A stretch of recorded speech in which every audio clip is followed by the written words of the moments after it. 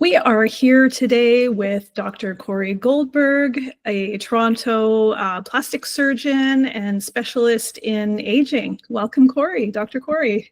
Thank you so much, Cheryl. It's a pleasure. Nice seeing you again and looking forward to our conversation. Yes, good to see you.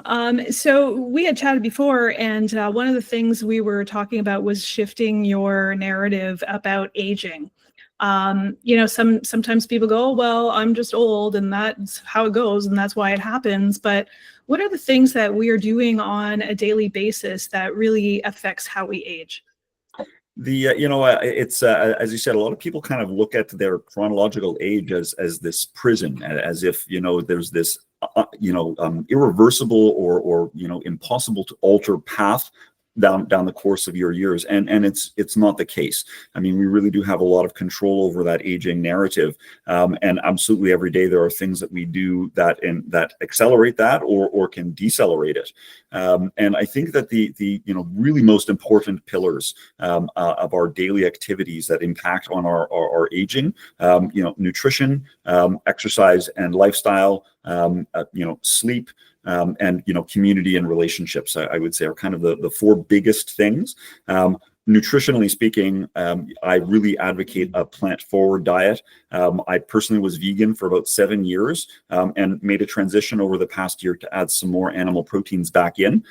Protein is a huge and very important part of the diet. Although there's lots of protein in plants, not all of it gets absorbed because a lot of it is tied to the fiber and other components of the plants.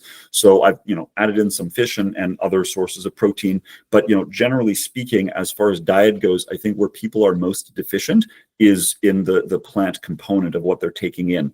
People need to eat more things that grow from the ground, and it's easy to focus on meats and animal proteins, because in North America and really the world as a whole, there's a strong focus when you plan a meal to starting with that component and adding in other things secondarily.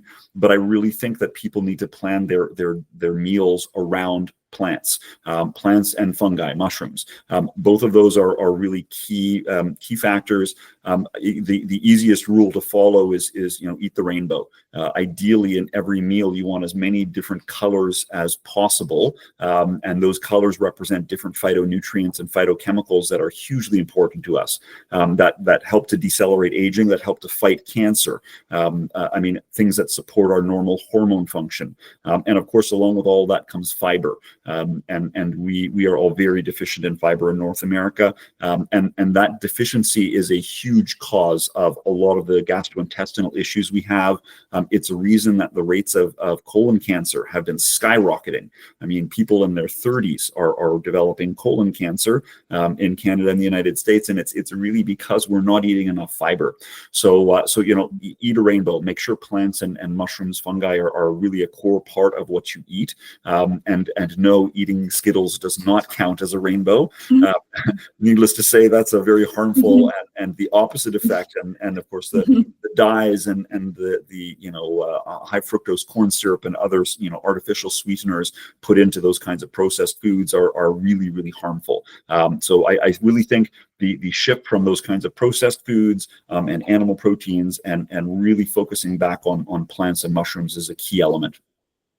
Absolutely. Well, food is medicine, and you can talk to any medicine doctor that knows nutrition and what, everything that good food does for you is they're going to say that food is medicine. You have an ailment of a certain kind, you can take, eat blueberries as an antioxidant or whatever that is. I mean, my rule of thumb is to grocery shop as much as possible, mostly in the produce section, because that whole middle section of the grocery store is where all the additives and all the preservatives and everything that you can't pronounce on the label. And every now and then, yeah, of course, I buy that stuff, and I'm the one that reads the labels in the grocery store. It looks like a crazy person by herself talking to herself, and I'm like, what? Nope, forget it, and put that back. So yeah, I mean, eating is really what causes us to age and our gut health. So our nutrition and our gut health are such an important part of how it affects our skin and how it affects our vitality. You're absolutely right, and you hit the nail on the head. So a couple of things that you just mentioned. I mean, first off, you are, medicine, food is medicine. I mean, you are what you eat.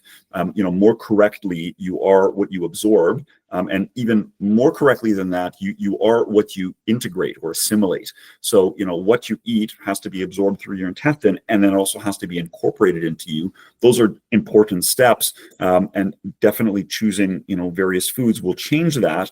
And so, one really important fact that I like to share with people: every 7 years, every single molecule in your body is replaced. And the only exception to that is your bones. Your bones actually take more like 20 years to fully replenish. But ultimately, every 7 years, you are, physically speaking, a completely new person. And needless to say, you become what you assimilate. So the food that you're taking in, you really think about it, those are the building blocks, the molecules that will ultimately create you 7 years from now. Every time you pick up something from that middle section in the grocery store, when you read through those ingredients, you just think about which ones you don't want to be a part of you, and obviously exclude those things. The other thing that you hit on is the relationship of the GI tract, the gastrointestinal tract, and your gut to your health, and particularly to your skin. So there is a very direct relationship between your gut, your skin, and your brain, and it exists in a triad. There's a sort of 3-point relationship there, which is called the skin gut brain axis.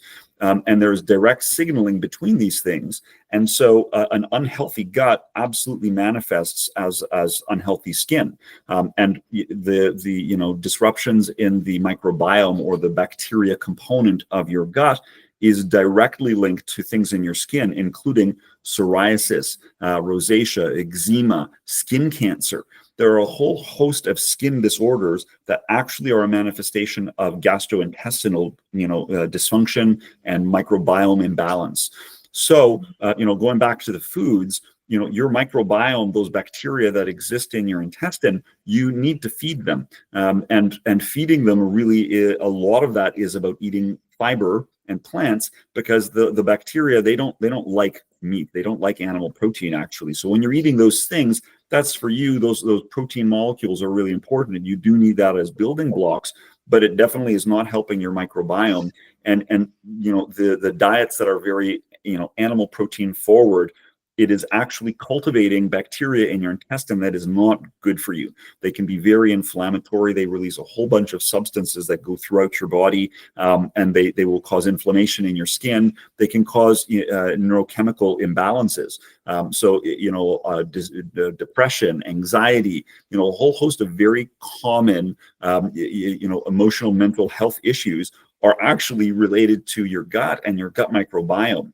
So, all of these things fit together, and that's why you can't just think about your skin in isolation and taking care of your skin. You really need to think about the whole of you as a way of taking care of your health, to then make sure that your skin is healthy, and that relationship between your overall health and your skin health is really, really tightly tied together. You can't think of one without the other. They are related to each other in a bidirectional fashion, meaning that they impact one another. It's not just that one is driving the other; they drive each other. Yeah. To me, I think beauty always starts from within.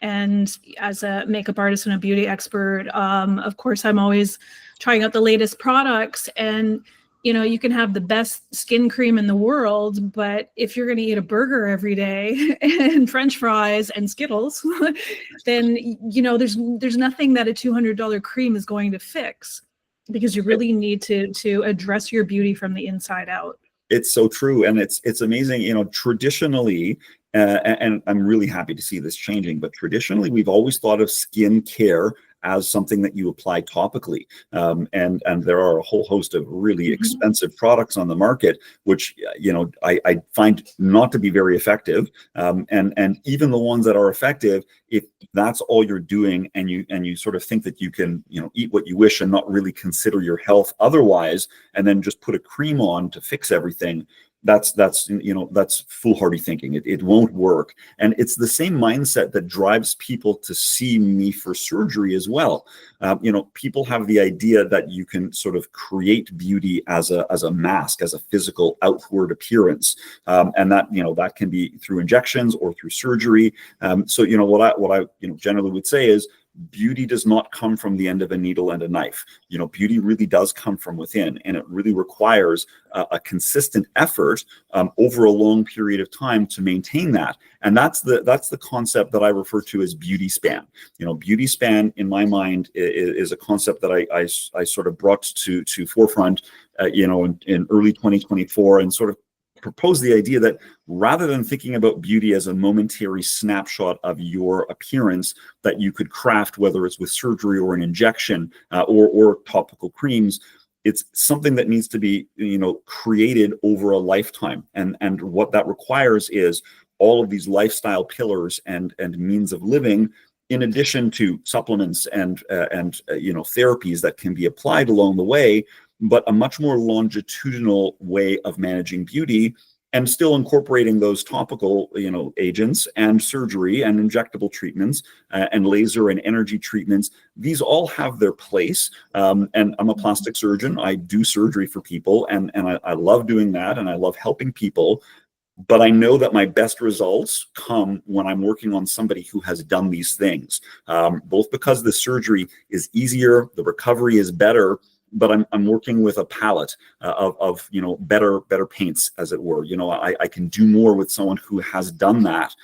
If someone really hasn't taken care of themselves and they show up with inflamed skin and poor quality tissue, when I operate on them, I can tell. I mean, it's really obvious to me that people who are healthy and eat a healthy diet, when I operate on them, their tissue is different. I mean, it is physically different. It bleeds less when they're healthy because there's less inflammation there.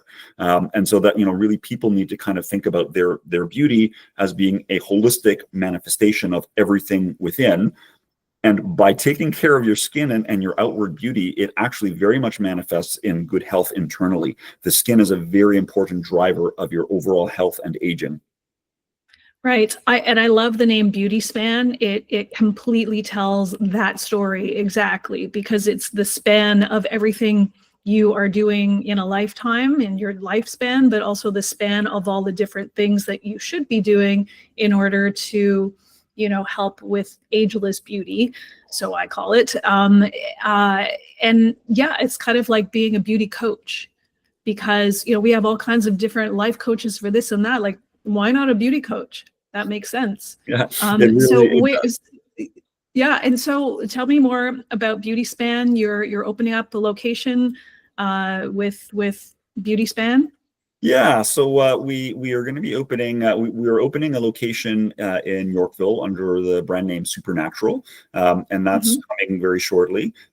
Within the next couple of weeks, should be opening, and that will be a place where we initiate our medical longevity program, and that will incorporate this concept of both internal and external longevity or health span, and that external component is this beauty span idea, this sort of taking your health from the external direction. We have another location coming at Yonge and Eglinton, which we're hoping will open in around March of 2026. So that's coming shortly, and that will be a bit of a flagship location where we'll have a full aesthetic and cosmetic surgery practice with operating rooms, but also a full longevity program and physiology lab. So we will have a lot of really remarkable tools at that center.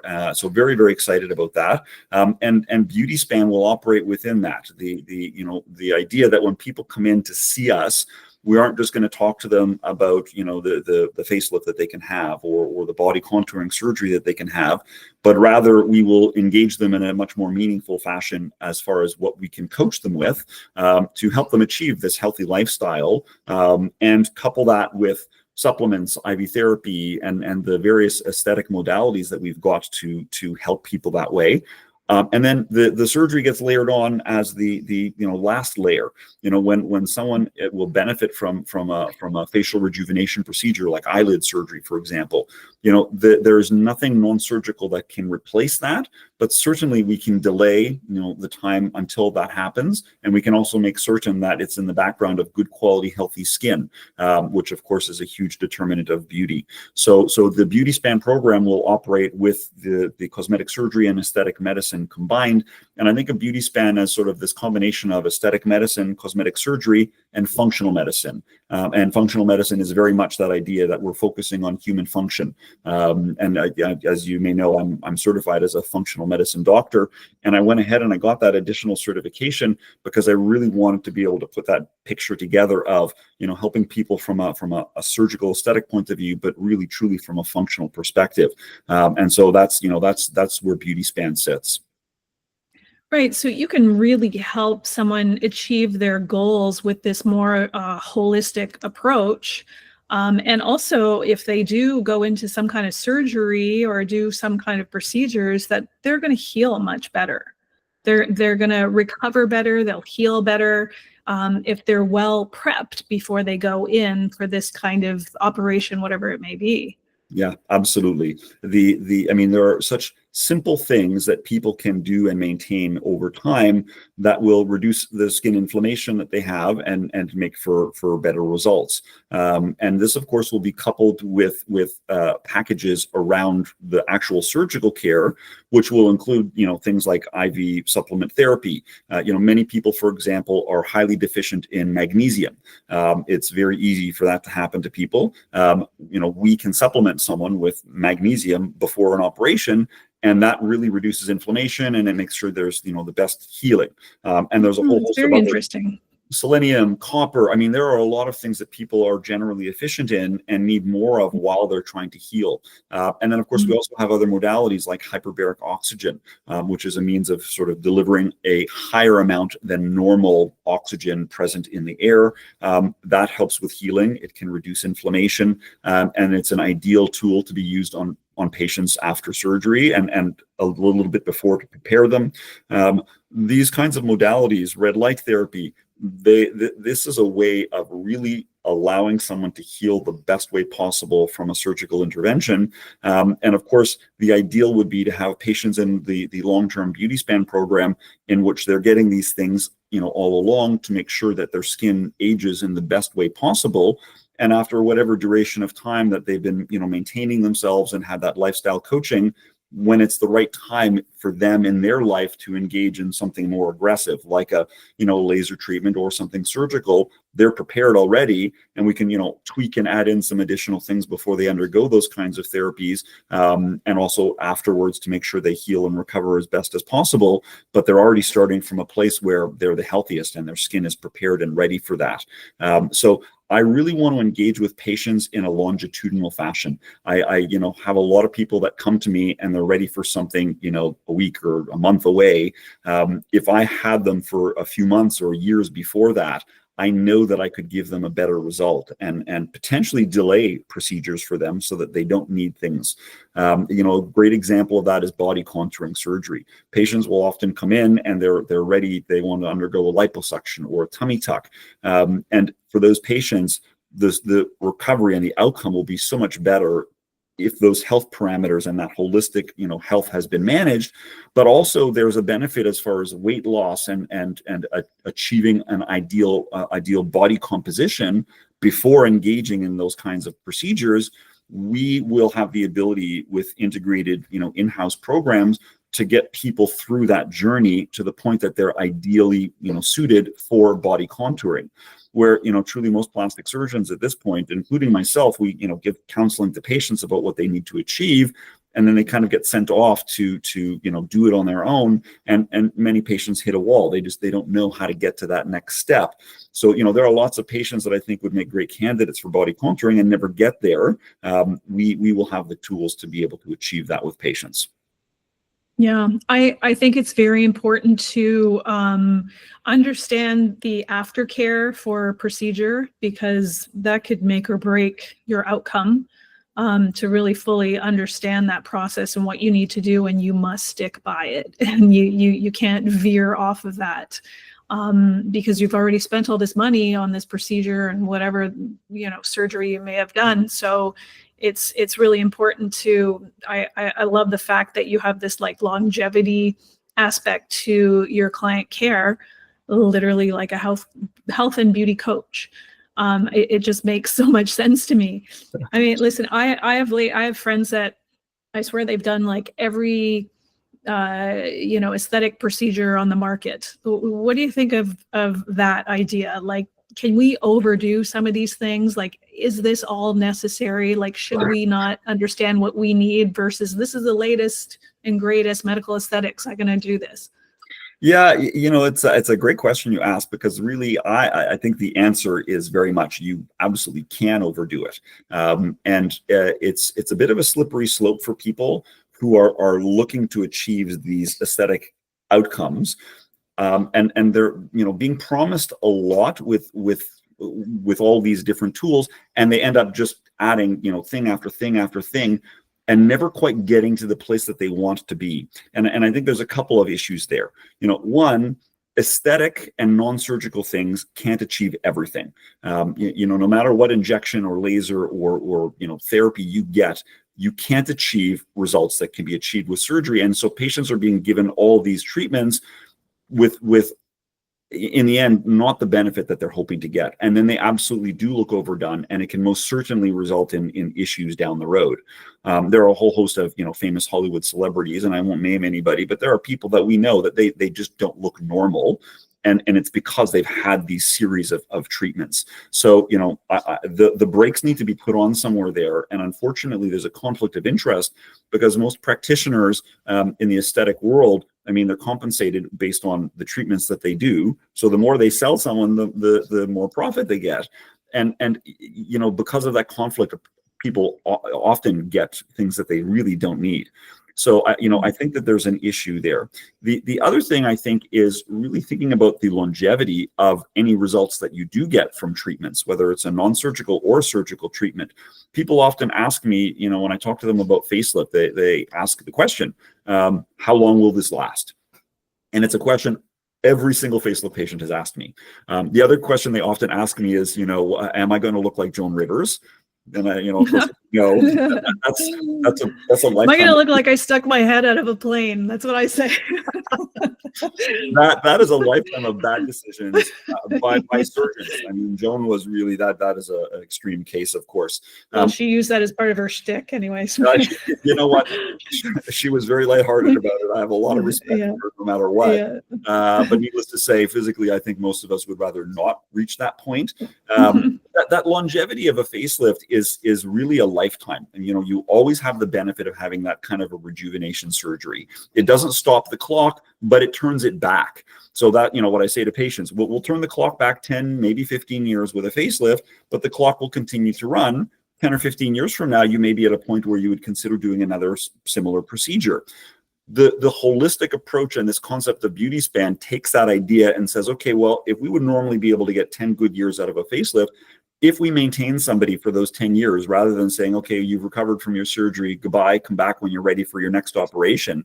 If I can look after those patients for the following decade, and I can give them these appropriate modalities along the way to maintain things. And again, that doesn't just include aesthetic medicine and injectables. That includes the holistic approach and, managing someone's gut microbiome and managing their skin inflammation and oxidative stress. And if you can really take someone through that 10 years is going to be amplified, and the quality of their skin and their overall beauty is going to manifest. So, to me, that means I'm going to give them a better and more long-standing result. So I really think, the people who are going down that path of having treatment after treatment after treatment and never really getting to the end point, oftentimes it's because they're missing the right place to put a surgical intervention in, and they're missing this holistic way of managing their beauty span, and looking for that quick fix. And the practitioners are happy to supply it, and really, I think it's a real pitfall in the aesthetic industry, and one which I hope that we can help to change.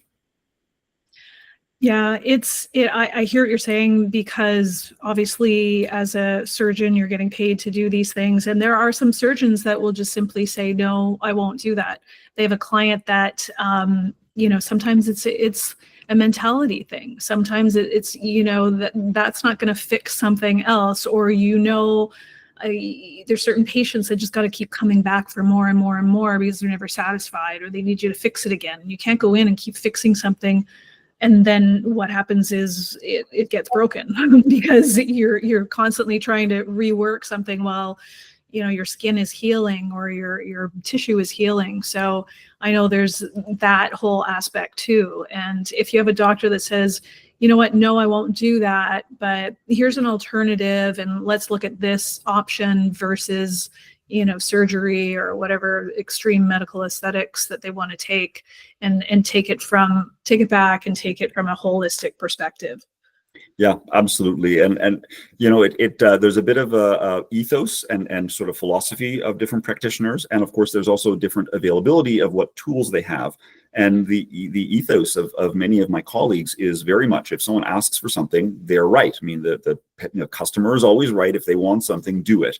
And the other part of that is the idea, if someone asks you to do an operation that you don't think is necessarily the right thing for them, but they're requesting it, if you decline them, they're going to go to the next person down the street.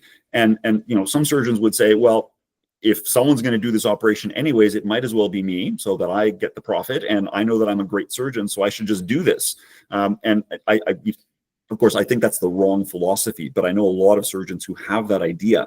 And so really the ethical ones in our community know when to say no. I know who I think falls on both sides of that. The other thing is, of course, what tools are available. Most surgical practices, they have, surgery, and they have the sort of operative preparation and recovery tools in place to sort of get someone through an operation, but they don't have access to the larger, suite of those holistic treatments to manage, and the coaches. And so, what I'm really excited about with this, new endeavor, and what will be opening in the next few months, is very much that the practice that we will have, and we will be part of a group practice where multiple surgeons at this location, we will have access to all of these tools and practitioners who can actually enact this. And so that means that we will be able to deliver that level of care and help people see that holistic way of achieving beauty and health. So I really believe that we have that right mix to create that. And I think this is the right way to give people their treatments. Well, I love this. I think this is really the most modern and effective approach to really taking care of your ageless beauty, your body, your skin, from a holistic and beauty span perspective. I think you've got something really great going. And I'm so looking forward to visiting both locations, the one in Yorkville and the one at Yonge and Eglinton. I would love for you to be my beauty coach. I would sign you up any day. Thank you so much, Cheryl. I'm super excited to bring you through the spaces, and of course, you're welcome anytime. We would love to showcase what we can do, and you're beautiful as you are, and I do believe that we can help you maintain that over time. Love that. Thank you so much. And also, where can we find you? My website, CoryGoldbergMD.com. I'm on Instagram as well, Dr. Cory Goldberg MD. My beauty span philosophy, I have a separate website for that as well. It's beautyspan.com. Excellent. Well, and you can also find our feature and our chat on Beauty Hub magazine too. So I will be including that in the links.